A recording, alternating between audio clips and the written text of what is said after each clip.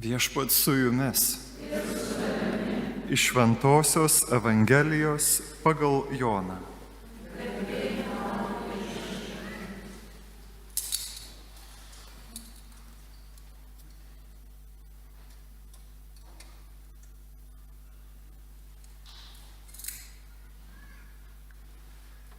Pirmąją savaitės dieną, labai anksti dar neišaušus, Marija Magdalietė atėjo pas kapą ir pamatė, kad akmuo nuverstas nuo rūsio angos. Ji nubėgo pas Simoną Petrą ir kitą mokinį, kurį Jėzus mylėjo, ir pranešė jiems: paėmė Viešpatį iš kapo ir mes nežinome, kur jį padėjo. Petras ir tas kitas mokinys nuskubėjo prie kapo. Bėgo abu kartu, bet tasai kitas mokinys pralenkė Petrą ir pirmas pasiekė kapų rūsį. Pasilenkęs jis mato paliktas drobules, tačiau į vidų neėjo.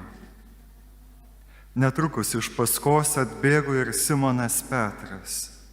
Jis įėjo į rūsį ir mato paliktą drobules ir skarą, buvusią ant Jėzaus galvos, ne su drobulėmis palikta, bet suvyniota ir atskirai padėta. Tuomet įėjo ir kitas mokinys, kuris pirmas buvo atbėgęs prie kapo.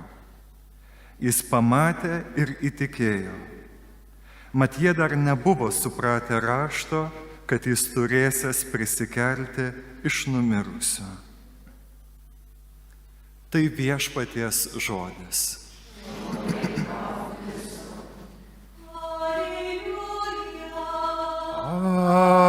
Alleluja, alleluja.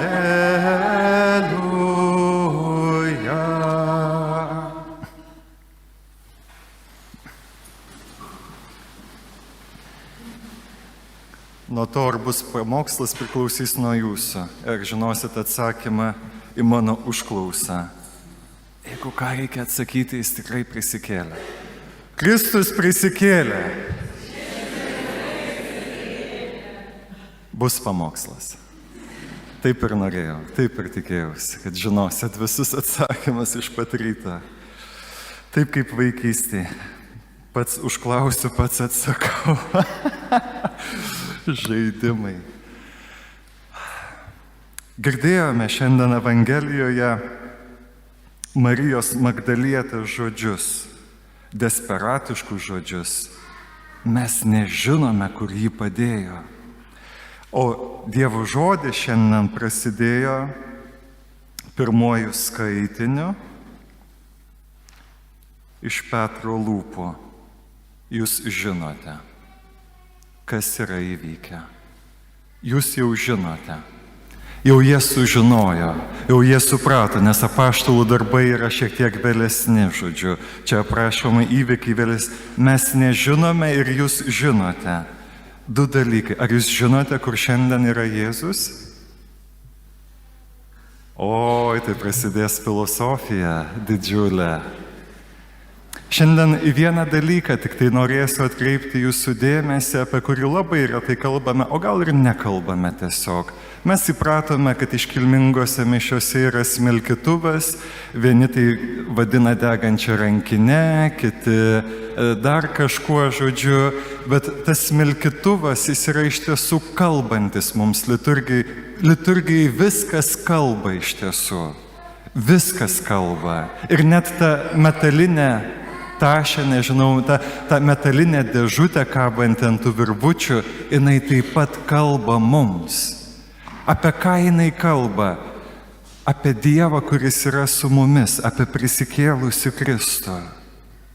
Mišių pradžioje, ką mes smilkome visada? Ką? Ką smilkome iš dalykų esančių čia, šitoje erdvėje? Altorių. Altorių. Altorių kunigas bučiuoja. Kažkada prieš daugiau negu 20 metų vyskupas savo delnais šventais aliejais įtrynė šitą altorių krizmos aliejumi, patepė. jums nieko neprimena?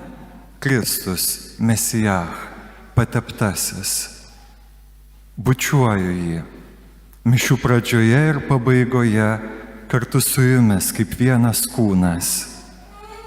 Aprengėme jį gražiausiai kaip tik galime. Baltai, švariai, kvepiančiai. Didįjį penktadienį to nepastebėjome, nes tik tai kitą rytą mes adoravom švenčiausią sakramentą, bet didįjį penktadienį ir didįjį ketvirtadienį jau po liturgijos reikia nurengti šitą altorių. Kristaus apnuoginimas. Tai yra prisikėlęs Kristus, kuris kalba mums, kuris sako, esu su jumis per visas dienas iki pasaulio pabaigos. Tai yra paskutinės vakarienės stalas. Tai yra Golgotos kalnas, tai yra ta šventų švenčiausia vieta Jeruzalės šventykloje, kur uždanga jau mūsų nebeskiria. Kiekvienas, ką norit, galite ateiti ir padaryti. Jau čia buvo tokių veikėjų. Ateina, kažką daužo, verčia, nes nebėra jokių sargų, nebėra jokių apsaugų. Dievas nori būti ranka pasiekiamas. Jums yra ranka pasiekiamas Kristus. Ir kaip kalba šitas Kristus? Kuris kalba mums? Ką mes toliau smilkome? Labai džiaugiausi, kai šiandien ryte pamačiau patarnauti, nes galvoju, kaip pamokslas apie smilkytuvą ir smilkalus, o nebus tribulio, žodžiu. Smilkiau, ką tik smilkiau, ką smilkiau, ką tik. Ką tik smilkiau čia. Kas čia buvo? Ką skaičiau? Per ką Kristus mums kalba? Žodis, smilkome gyvą žodį. Jėzus yra apsireiškęs per žodį. Prisikėlęs Kristus kalba mums gyvenimo žodžius. Laiške Žydams autorius sako, Dievo žodis yra gyvas ir veiksmingas. Vartoja ten tokį žodį, energijas, pažįstamas žodis. Sako, tai yra žodis kupinas energijos. Ir jeigu tu šiandien ateini ir neturi jėgų, tas žodis turi gali tave pripildyti energijos, jėgos. Taigi ir man gražiausias gal atrastas toks mintis apie Dievo žodį, tai yra pranašo Izaijo knygoje 55 skyrius, nuo 10 eilutės, ten Dievas kalba apie savo žodį kaip lietų ir sniegą, kuris nukrinta ir atgalios nesugrįžta, kol nepalaisto žemės. Kam tas Dievo žodis iškrenta iš dangaus? Pranašas Izaijas rašo kaip gražiai, kad dygtų ir želtų joje augalai, kad neštų sėklą sėjėjui ir duoną alkanam. Taip ir žodis išeinantis iš mano burnos. Jis nesugrįž bergždžias. Ir toliau rašo, taip, kupina džiaugsmo širdimi išeisite ir būsite saugiai vedami į namus. Kalnai ir kalvos jūs išvydę pratrūks džiaugsmo giesmę. Visi medžiai laukose jums ims ploti. Rašo pranašas Izaijas. Tu ateini į šventąsias mišias, prisikėlęs Kristus tau kalba ir tavyje pradeda dygti nauja gyvybė. Labai dažnai žmonėms, kurie sako, nešvenčiu mišių kas sekmadienį, sakau, būk geras. Aš visada prašau, būk geras, ateik, būk. Kažkada amžinybėje pamatysi, kad gražiausi dalykai tavo gyvenime, kuriuos išgyvenai ir kiti patyrė su tavimi, viskas prasidėjo šitoj vietoj, kai Dievas savo žodį įdėjo tau į širdį. Ir ta sėkla po truputį skleidėsi ir galiausiai nešė vaisių kitiems. Nešti sėklą sėjėjui ir duoną alkanam, pradėsi maitinti kitus, ne tik save. Jeigu klausysi šito žodžio. Nes jeigu klausysi žodžio ne šitoj vietoj, maitinsi tik save. Viskas suksis aplink save. Tam pasaulyje už šitos šventovės ribų viskas sukasi aplink mane. Mano laisvas laikas, mano atostogos, mano darbo valandos, mano atlyginimas. O čia ateini ir Dievas sako, mano yra iš tiesų viskas. O tave kviečiu dalintis viskuo, tuo, kas yra mano. Jeigu kažko turime dalintis, tai tai yra Dievo. Sako, duok duonos alkanam, įvairiom prasmėm. Kupina džiaugsmo širdimi išeisite ir būsite saugiai vedami į namus, ne tik žemiškus namus, bet ir į tuos tėvo namus. Kalnai ir kalvos jūs išvydę pratrūks džiaugsmo giesmę, įsivaizduojat? O medžiai laukose jums ploti. Tai daro Dievo žodis su mumis. Daro mus džiugiais ir daro mus iš tiesų tokiais, prie kurių traukia. Kartais žmonės ateina, glaudžiasi prie mūsų, ieško mūsų. Ko jie ten ieško, žinokit? Ne manęs. Aš visada suprantu, kad tik tai Kristaus ieško. Nes aš tai ką, visada nepatenkintas, visada irzlus, visada lyginos, visada pavydžiu, visada. Bet kai pasiklausau šito žodžio, manyje yra džiaugsmo, manyje yra jautrumo, manyje yra meilės. Ir tada kiti kažkaip glaudžiasi prie mūsų. Bet ne prie mūsų, prie Viešpaties, nes jo žodis daro gyvą jį mumyse. Toliau, šventosiuose mišiose pamatysit, kai bus smilkomas prie altoriaus kunigas. Šiandien, atrodo, šitas pasaulis norėtų susitvarkyti be kunigų kažkaip. Mes kažkaip be tarpininkų, jeigu galim, taip tiesiogiai su direktoriumi norime kalbėti. Dievas sako, ne, aš čia diktuoju taisyklės. Sako, turime eiti kartu. Taigi kunigas atstovauja taip pat prisikėlusi Kristų liturgijoje.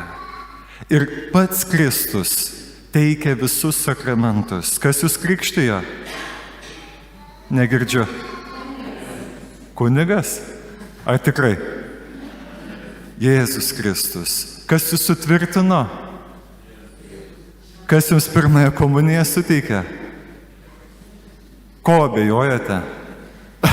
Kas jums santuokos sakramentą suteikė? Taip pat Jėzus davė malonę tą dieną. Kas ligonių sakramentą teikia, kas išpažinčių klausė čia valandas. Tikrai ne Valdemaras ir ne Medardas. Tik tai Jėzus. Jis Viešpats tik tai mumis pasinaudoja, tiek kiek leidžiamės, kad jis mumis pasinaudotų. Iš mūsų kunigų turi likti tik tai galva ir rankytės, daugiau nieko. Matot, kaip atrodau? Nieko pasaulietinio. Tik rankytės, kad galėtų tai nudirbti, ką Viešpats nori, ir galvytę, kad žinočiau, kas po ko eina, žodžiu. Tai turi būti matoma, veidas, asmuo. Bet visa kita esu nebe aš. Yra prisikėlęs Kristus jūsų tarpe. Šitie rūbai yra ne mano rūbai. Yra Viešpaties rūbai. Ir šventimų dieną, ir diakonatų, ir kunigystės gulėjau kniūpšęs. Kiekvienas kunigas guli kniūpšęs. Kodėl? Todėl, kad jo uždavinys yra būti grindimis. Manimi turi vaikščioti. Manimi turi vaikščioti ir turi susitikti Dievas su kitu žmogumi. Žinot, kada problema atsiranda? Kai kunigas užmiršta, kad pašauktas būti grindimi ir vieną dieną atsikelia ir sako, šiandien būsiu lifto, o gal ir kokiu dangoraižiu, kad parodyčiau Dievą, bet iš tiesų uždengiam Dievą labai dažnai. Gulėti kniūpščiam kunigui, būti grindimis, kad galėtumėt sutikti Viešpatį. Galiausiai, ką smilkome dar pasmilkus kunigą?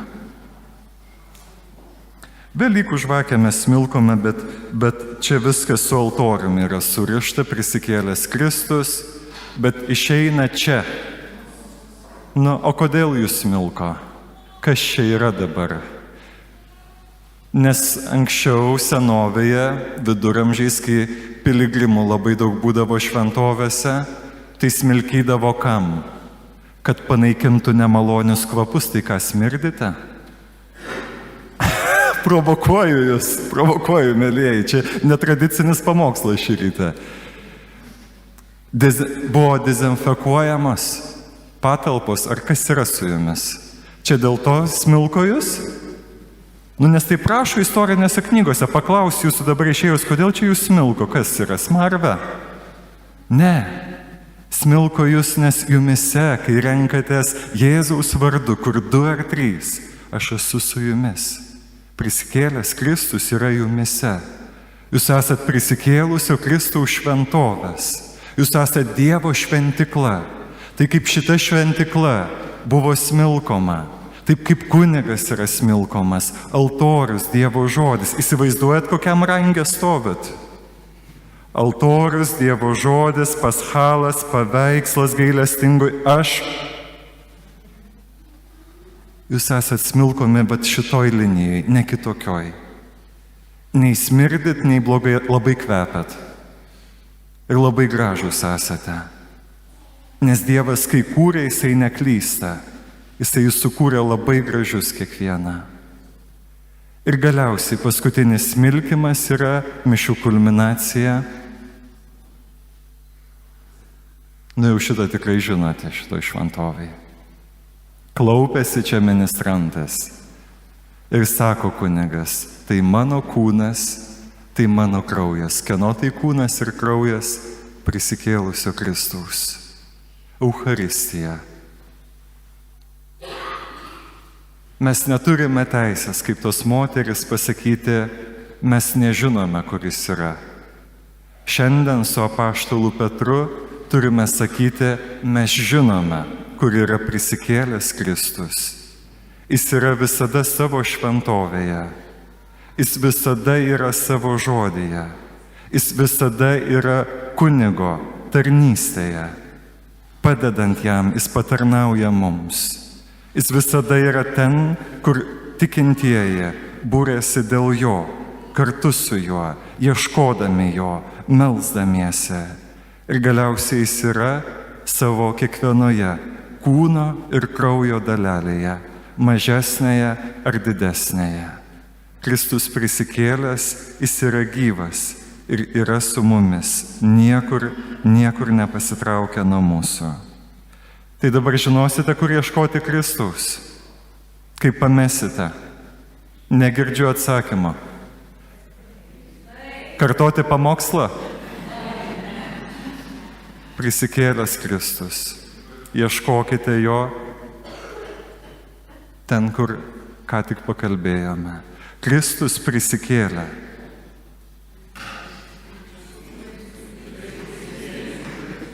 Nebepamokslausiu dar. Amen.